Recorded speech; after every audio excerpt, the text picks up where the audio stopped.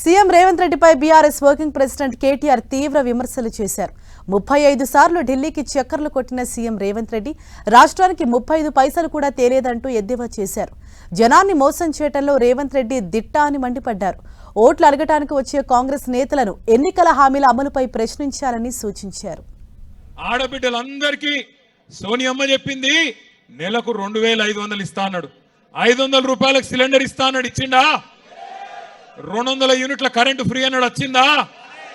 మరి 14-15 నెలలు ఏం చేసిండు? మరి 35 సార్లు ఢిల్లీ ఎక్కే విమానం దిగే విమానం తప్ప 35 పైసలు కూడా ఢిల్లీకి వెళ్ళి తెచ్చింది లేదు. ఇంటికొచ్చే కాంగ్రెస్ నాయకులను గల్లా బట్టి అడగండి. ఏమాయ కొడక, కేసీఆర్ ఉన్నప్పుడు 10,000 ఇచ్చినప్పుడు బాగుండే, మీ వాడు 15,000 అన్నాడు కదా, ఏడవైంది 15,000 అని అడగాలి. అదే విధంగా ఆడబిడ్డలు ఖచ్చితంగా అడగాలి. ఏమాయ కొడక, 2,500 100 రోజుల్లో ఇస్తా అంటివి, మరి 35,000 రూపాయలు బాకీ ఉన్నావు, ఇస్తావా ఇయ్యవా? ఇస్తేనే ఓటేస్తా, లేకపోతే దుబ్బే అనాలి. అట్లే మా తమ్ముళ్ళు ఎక్కడ వాళ్ళు అక్కడ అడగాలి.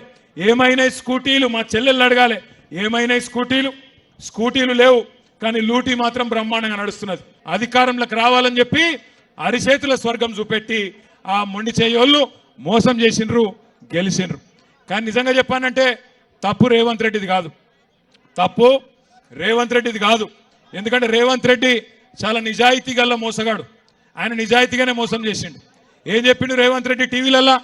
ప్రజలు మోసపోవాలని కోరుకుంటారు, ప్రజలు మోసగాళ్ళని నమ్ముతారు, అందుకే మేము మోసం చేస్తూనే ఉంటాం అని చెప్పిండు. రేవంత్ రెడ్డి గారు ఇప్పటి వరకు మోసం చేయని వర్గం అంటూ ఏది లేదు. ఇంటికొచ్చే కాంగ్రెస్ నాయకులను గల్లా బట్టి అడగండి.